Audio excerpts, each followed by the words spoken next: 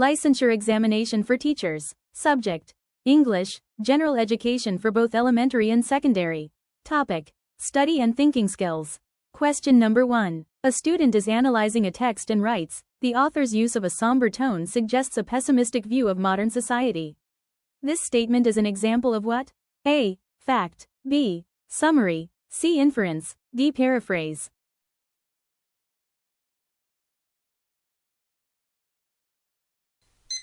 Correct answer: C. Inference. Why the wrong answers are wrong. A. Fact. A fact is a statement that can be proven true.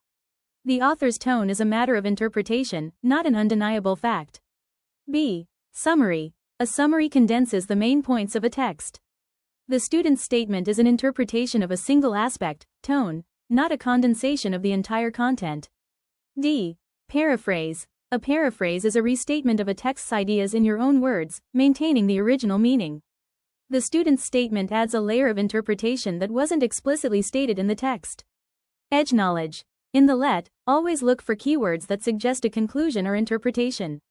Words like suggests, implies, concludes, or believes are huge red flags that you're dealing with an inference, not a simple summary or fact. The moment you see these, you can eliminate the other options much faster.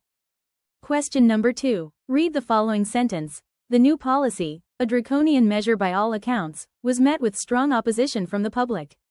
Based on the context, the word draconian most likely means A. Fair and just. B. Lenient and moderate. C. Mild and reasonable. D. Harsh and severe.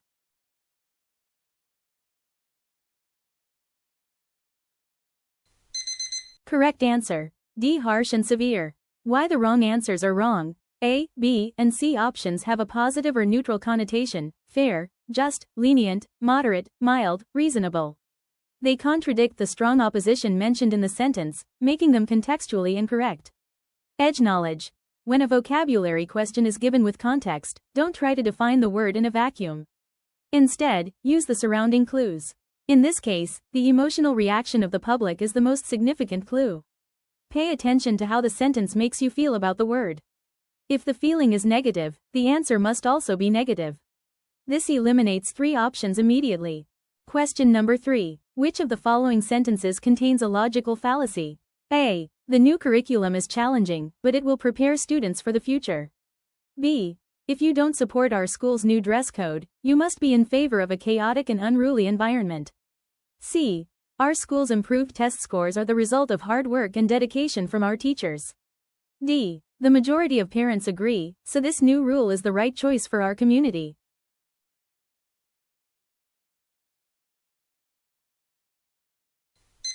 Correct answer: B. If you don't support our school's new dress code, you must be in favor of a chaotic and unruly environment.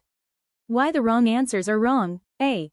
This is a simple, logical statement of cause and effect. No fallacy is present. C. This is a statement of causation, which may be debatable, but it doesn't contain a logical fallacy in its structure. D. This is a statement of fact, the majority agrees, and a conclusion based on it. While it could be an appeal to popularity, the way it is phrased makes it a valid statement of the majority's will, not a fallacious argument. Edge knowledge. When a question asks about logical fallacies, always look for arguments that oversimplify complex issues. The key is to ask yourself, are there other options or perspectives being ignored here? If the answer is yes, you've likely found a false dilemma. Question number 4. A teacher asks students to identify the main idea of a paragraph. What is the most effective thinking skill the students must employ? A. Synthesizing. B. Evaluating. C. Remembering. D. Analyzing.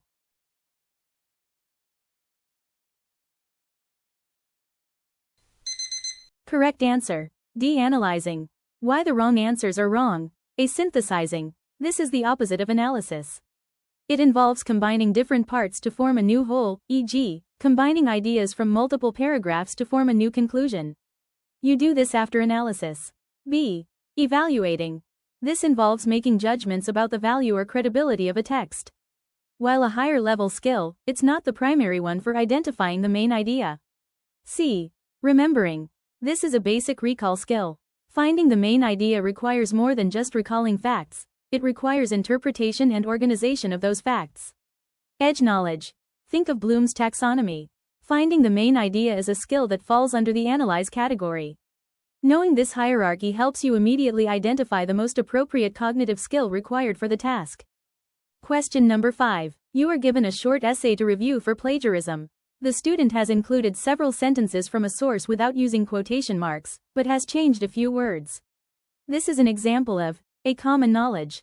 B. Legitimate paraphrasing. C. Mosaic plagiarism. D. Unintentional plagiarism.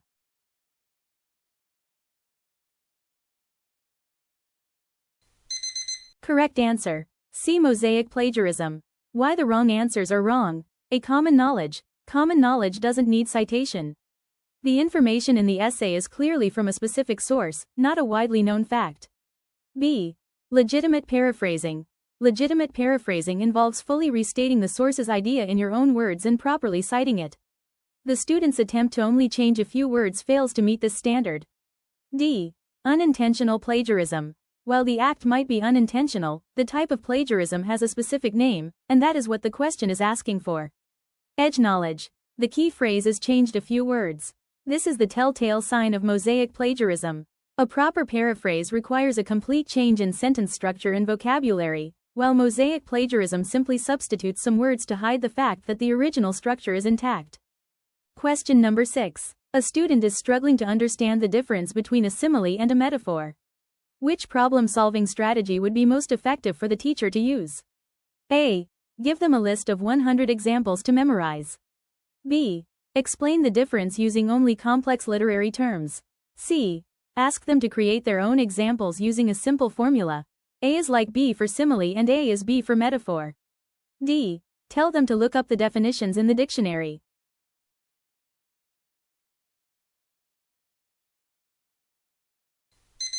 Correct answer. C. Ask them to create their own examples using a simple formula. A is like B for simile and A is B for metaphor. Why the wrong answers are wrong. A memorization is a low-level skill that does not promote understanding. The student may remember the examples but fail to grasp the underlying concept. B. Using complex literary terms would only confuse the student further and is a poor teaching practice. D. Looking up definitions is a passive activity. While it's a good starting point, it doesn't ensure the student can apply the knowledge or differentiate between the two concepts on their own. Edge knowledge. For questions about effective teaching strategies, always choose the option that involves active learning or a scaffolding technique over passive methods like memorization or simple recall. Effective teaching is about doing, not just listening or reading. Question number 7. You are presented with the following data about a school. Student-teacher ratio, 15:1. Average class size, 30 students.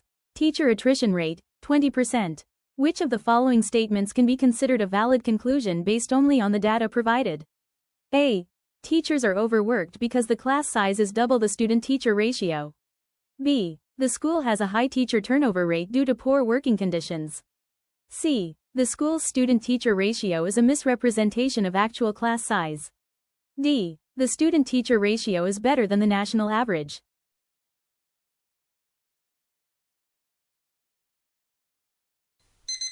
Correct answer. C. The school's student-teacher ratio is a misrepresentation of actual class size. Why the wrong answers are wrong. A and B. Both of these are inferences that go beyond the provided data. While it's possible that a high class size leads to overworked teachers or that the attrition rate is due to poor working conditions, the data itself does not explicitly state this. You cannot introduce external information or assumptions. D. The data does not provide the national average, so you cannot make a comparative conclusion. Edge knowledge. In problem-solving questions involving data interpretation, the most crucial rule is to stick only to the facts presented. Do not add your own assumptions, knowledge, or personal beliefs. The moment you see an option that requires you to read between the lines, you should be suspicious and look for an option that is a direct, undeniable conclusion from the data. Question number 8. A teacher is helping a student create a simple outline for an argumentative essay. Which of the following components should be placed first in the outline? A. Supporting evidence for the claim. B. Counter-arguments and rebuttal. C. The thesis statement. D. Concluding summary.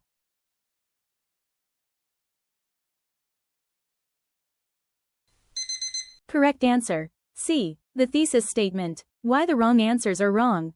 A and B supporting evidence and counter-arguments are the body paragraphs. They are written after the thesis has been created to support or address it. D. The concluding summary is the final part of the essay. It is written last to bring the arguments together and restate the thesis in a new light. Edge knowledge. Think of the thesis statement as the boss of the essay. Everything else works for it. The other options are employees that carry out the tasks assigned by the boss. In any writing plan, you must first define the core purpose of the writing before you can build the details. This applies to essays, reports, and even presentations. Question number 9. A student is given a paragraph and asked to identify a simile. Paragraph. The crowd roared with excitement, a thunderous wave crashing against the stage. The singer's voice, as clear as a bell, filled the stadium, and the lights pulsed like the beating heart of a giant. Which phrase should the student identify? A. A thunderous wave crashing against the stage. B. The crowd roared with excitement. C. As clear as a bell. D. Like the beating heart of a giant.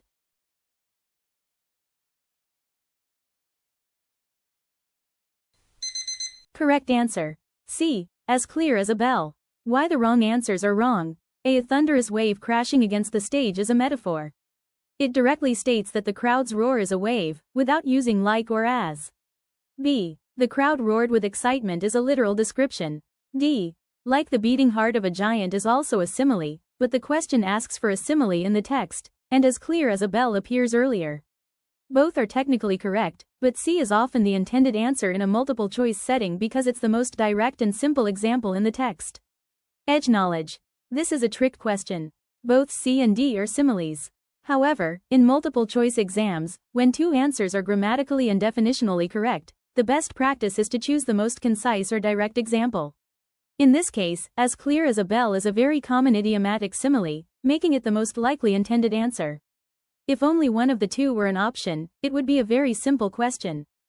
Question number 10. Which of the following is the best example of a strong thesis statement for an essay arguing for the benefits of integrating technology into the classroom? A. Technology in the classroom is a good thing for students and teachers. B. I believe that technology can improve student learning and engagement. C. This paper will discuss the benefits of technology in education. D. Integrating technology such as tablets and interactive whiteboards into the K-12 curriculum enhances student engagement and improves learning outcomes by providing a dynamic, personalized learning environment.